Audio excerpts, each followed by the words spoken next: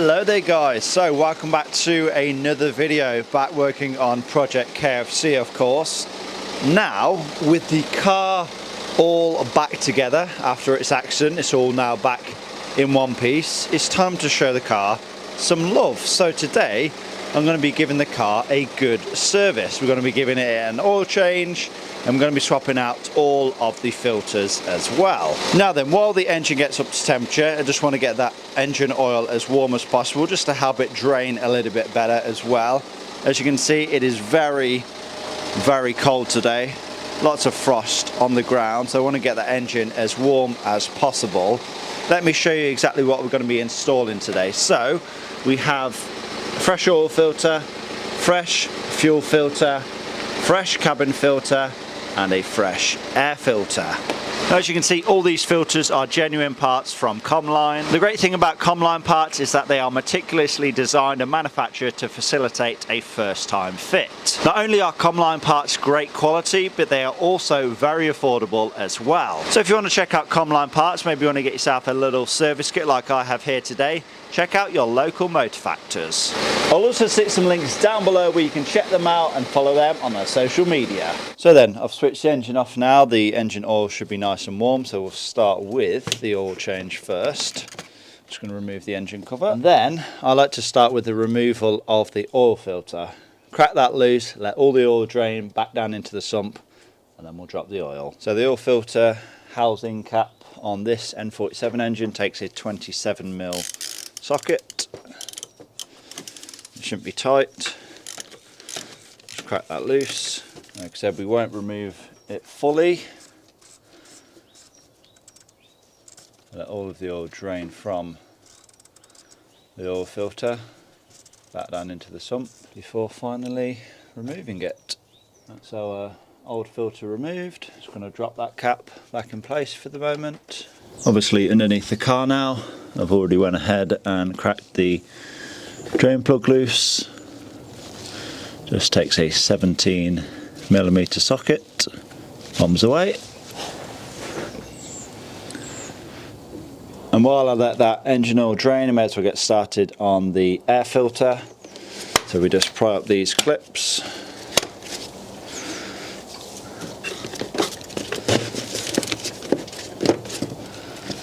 And should be able to slide the air filter out.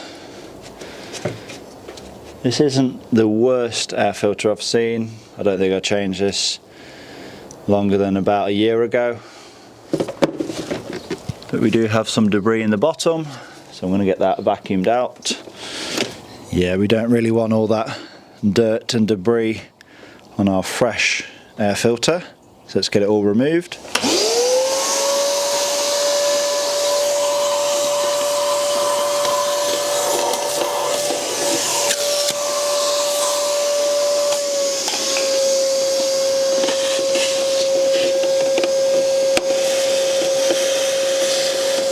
Much better. We'll grab our nice shiny new COMLINE air filter. Now let's get it installed. Very easy to install.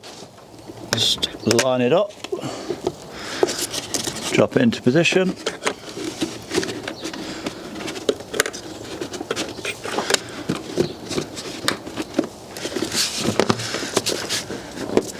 And just reinstall all those clips.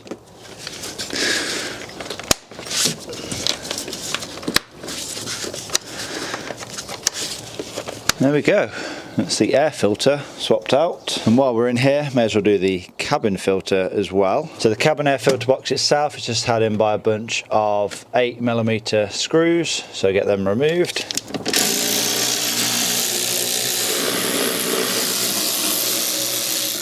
And with those 8mm screws removed, cabin air filter box should just lift off to reveal the existing cabin air filter.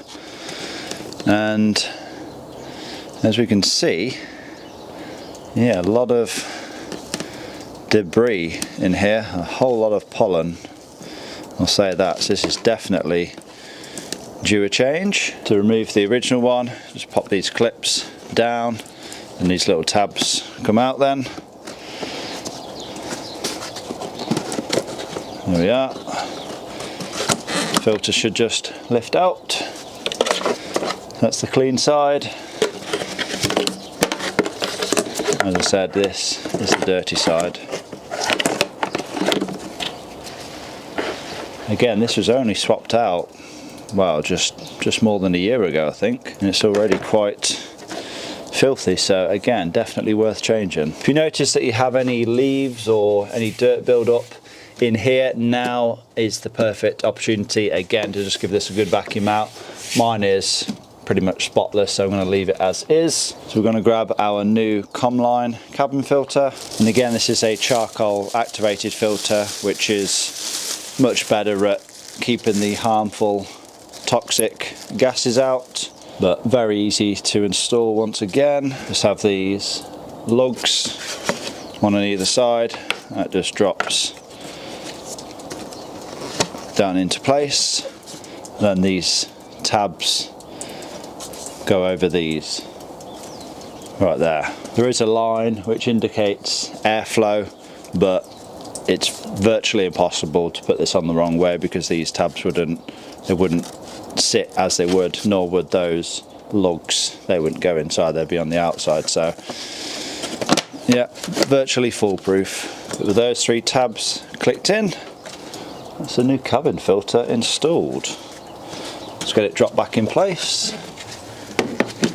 Get all these screws reinstalled. That's all them reinstalled, and that's the cabin filter swapped out. And now I may as well get the oil filter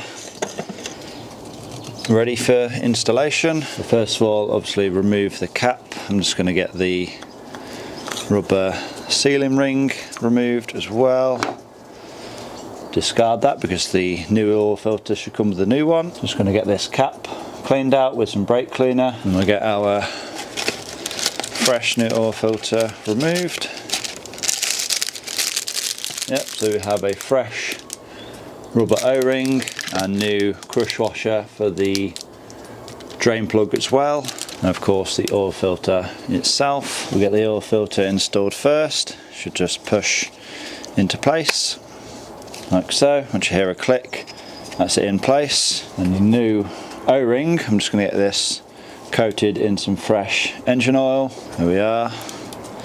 Get nice and lubricated just so it doesn't pinch when you torque the oil filter down. I'm going to get it installed into the correct position, which on this oil filter cap is there. Don't get it caught in the threads because you'll have a huge oil leak. Make sure it's in the correct sealing ring. Then we can drop this into position, making sure for this notch to go down into the hole that's inside of the oil filter housing. You'll know when it drops down into place. You can then tighten the oil filter housing cap down into position, and then the cap can be torqued down to 25 Newton meters. There we are. It's important not to over tighten that because of course it's just plastic, so you will run the risk of cracking it. Just give that cap a good clean down. And the oil is still dripping away, so I may as well move on to the fuel filter next. And the fuel filter should be located on the left side of the car. You'll probably have some sort of under tray covering the fuel filter. On my car it's already missing, so I guess it means easier access for me. But to remove the fuel filter, basically just have to remove this clip here that separates the fuel filter from the fuel filter heater, and then we have this bracket. It should just be held in by one bolt just there, and then we just have to separate it then from the fuel line at the front, just that small Jubilee clamp.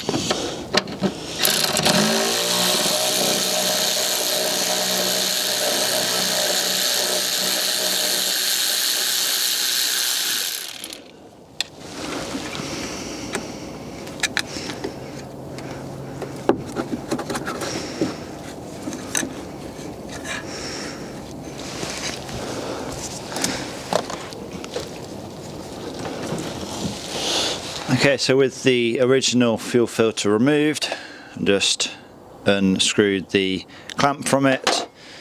and you're held in by that small Phillips screw, and get our new fuel filter removed from the box. There we are. Already comes with a rubber, don't know what you'd really call this, a clamp damper of sorts, basically just so that the clamp doesn't crush the fuel filter housing. But a lot of fuel filters don't actually come with this, so that's nice that it comes already on the fuel filter. But basically we just need to get this clamp installed into place, and then we get the fuel filter bolted onto the car then. Nice to see that the O-ring is already in place as well. Again, that's usually just loose in the box and you have to install it, but yeah, it's already in place, so this should be now ready to go back onto the car. And there we go then. Basically just the reversal of removal. Very easy to reinstall. Push it into the fuel filter heater and then get the fuel hose installed over the end, tighten down that clamp, reinstall that clip, and then tighten down your securing bolt. Now, as you can see, the oil has finished draining now, so we'll get our drain plug with new supplied crush washer reinstalled, and again we'll get that bolt torqued down to 25 Newton meters, same as the oil filter. And there we are, it's the drain plug reinstalled. So then now all that's left to do is to fill it with oil. So these N47 engines take between 5 and 5.5 litres. So just have a 5 litre container here. Gonna put the entirety of this in, then we'll check the physical dipstick, start the engine, get it back on the ground, then we'll top up as required. Now, if you are wondering how often do I recommend an oil change on these particular engines, to be honest, I wouldn't go more than 5,000 to 6,000 miles. If you are only doing motorway miles, I mean, to be honest, most of my journeys are motorway miles, but I still only go 5,000 to 6,000 miles, but you could go up to 10,000, but for the price of, you know, 5 or 6 litres of oil and an oil filter, it's really not worth extending it, in my opinion. Of course, BMW recommend 18,000 miles or whatever it is. Don't do that. Change your oil every 5,000 to 6,000 miles and your engine will pretty much last forever. Just going to check the dipstick.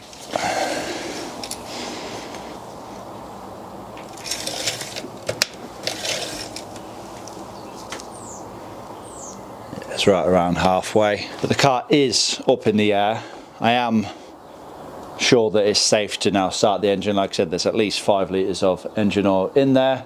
So I'm going to get the engine fired up, get it back on the ground, and then, like I said, we can check final levels and top up as required. So then, as you can see, car now back on the ground. Just check the oil level again, had to add about another half a litre or so, and it's now on the maximum. Just have another small job to do, which is just to reset the service data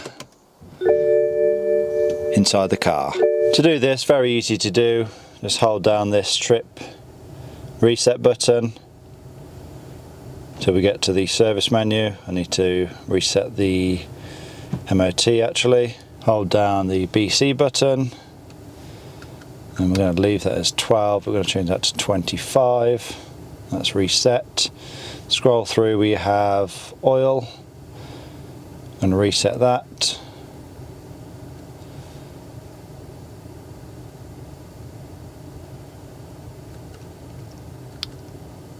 Brake fluid, done that very recently. That does not need resetting. Rear brakes, again, done that recently. Front brakes, done that recently. And that's it. So everything we can reset. Well, there we go then. Another job done on Project KFC. A nice service for it. Swapped out all the filters and gave it an oil change as well. If you have one of these cars, I mean, these are getting quite old now at this point. It's what, 15 years old. please look after it. If you do look after it, if you do give it regular oil changes, you know, you change the diesel filter every other oil change, shall we say, then yeah, these cars should last forever and ever. I mean, mine's on 200,000 miles now and it's showing no signs of slowing down. So do some basic maintenance, do it regularly, and your car will thank you for it. I want to thank you all for watching this video. Hopefully you all have enjoyed it. Give this video a like, leave a comment down below, subscribe if you have not already done so, and I will see you all in that next one.